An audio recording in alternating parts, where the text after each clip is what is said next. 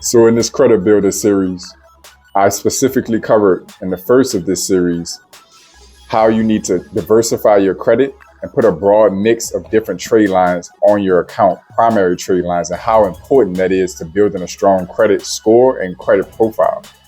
Many of you had questions, well, how does that go if I'm going to incur a bunch of hard inquiries and that damaging my score? So the following video was covering how inquiries work, how they can harm you, and how they actually can be negated or overlooked on your credit score or in the credit scoring algorithm. We covered all of that in the second video. In this video, we're going to cover new accounts as a whole, actually getting approved for these new accounts and the effect that that has on your credit report and credit score in this video. This is JP from Blueprint for Prosperity, helping you to increase your net worth through relationship banking, maximizing your borrowing capacity, proper use of life insurance, and the ownership of real estate. Like the video, subscribe to the channel. I'm uploading content on a daily basis to help you customize your blueprint for prosperity.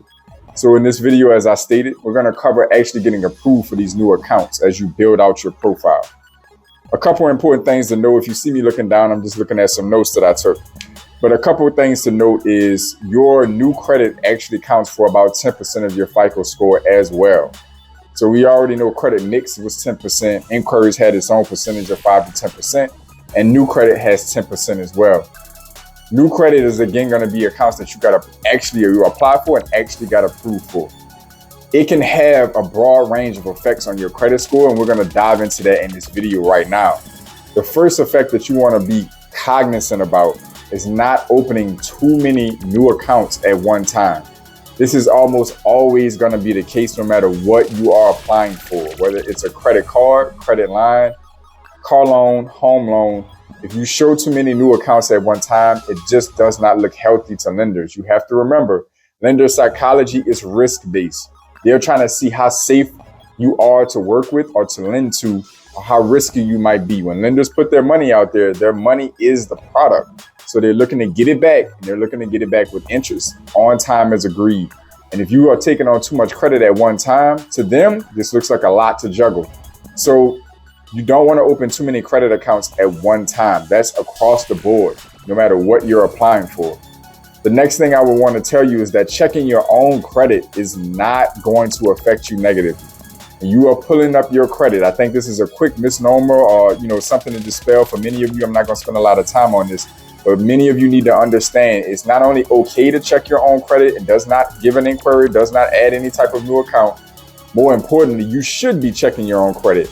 Personally, myself, I do daily, even though the changes only come by, once every couple of weeks, every week or so, every month. I check my credit report and credit scores on a daily basis. That is me, but I recommend at least every 30 days you do a sweep on your credit report across all three bureaus. It does not cost you an inquiry, and it does not add any type of new account on your report. It might cost you a few dollars to get a quality reporting company, price of doing business. Next thing that's important to confirm in this situation is the two different ways that new accounts can affect your score.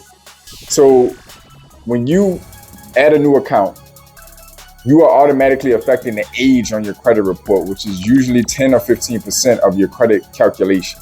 So a pretty significant portion of your score. You're automatically dragging it down when you add a new account. That's an automatic loss no matter what other positives that trade line brings to your profile. That's an automatic negative. It's unavoidable, so you don't want to allow that to hold you back from adding new trade lines to your profile. But it is something that automatically comes as a negative in this scenario. The next thing you want to account for when you're adding a new one is you probably, not in all cases, but you probably got a new hard inquiry.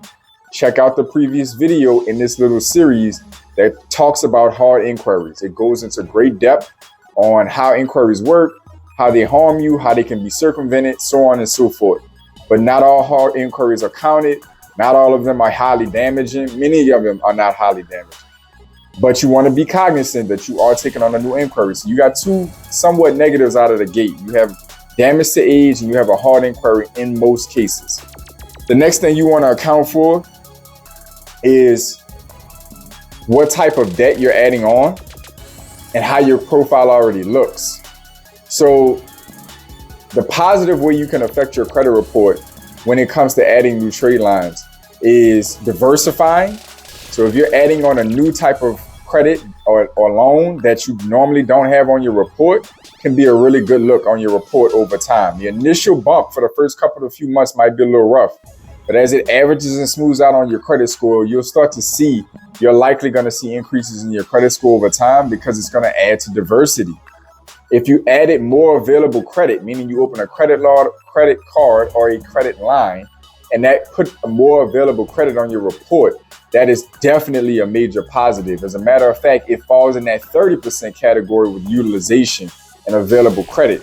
So that's a wonderful thing. And it usually, if it's big enough and significant enough, can outweigh those other couple immediate negatives that come into the picture over time.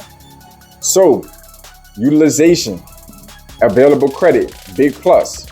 Another thing that you want to account for that many people don't think about when it comes to repairing credit or rebuilding credit. When you have negative items on your credit report, late payments, charge-offs, things of that nature, especially late payments, adding new accounts on your report that allow you to add new positive payment history starts to slowly mitigate out the negative late payments. It doesn't eradicate them because the only age can do that or getting it removed can do that, but it can significantly mitigate them in the calculation. So let's think about a really quick example. Let's just say you have 5 trade lines on your account and one of them has a couple to a few late payments. Well, if you had all of those trade lines for a year, that means that you have 12 payments reported per 5. Those 5 accounts, meaning you have 60 total payments recorded across your credit report. And of those 60, maybe let's just say 3 of them are late. So you have 57 good, 3 bad. It's going to be a pretty significant hit on your credit score.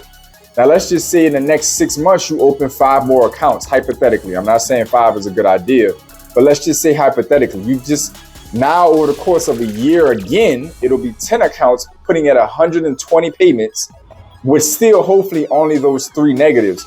So now there's 117 positive accounts versus 3. Your calculation is off of percentages, right?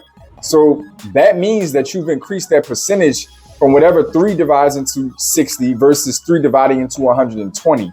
So that increases your percentage of on-time payments dramatically and can boost your credit score in that time frame. Slow the video down, rewind the video if you need to catch that because it's very powerful. Many of you spend thousands of dollars on credit repair that half the time isn't legitimate or half the time doesn't work. When you can take that money and start applying for secured credit cards and secured personal loans and building payment history and getting a very similar effect over time. Most of the time, getting these negative items removed, if done legitimately at all, takes months. You could be building positive credit history in that time frame with the same money and get for sure results versus paying a credit repair company and hoping they get the job done. Just throwing that out there.